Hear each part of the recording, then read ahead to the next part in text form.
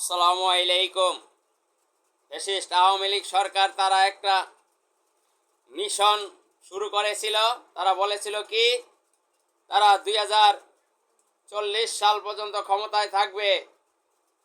তাদের এই মিশনকে মাটির সাথে ধুলোর মতো মিশিয়ে দিয়েছে ছাত্র জনতা।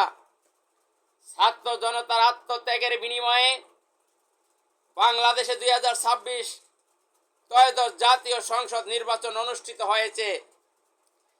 এই ত্রয়োদশ জাতীয় সংসদ নির্বাচনে দুটি ভোট হয়েছে, একটি গণভোট আর একটি জাতীয় সরকারের ভোট।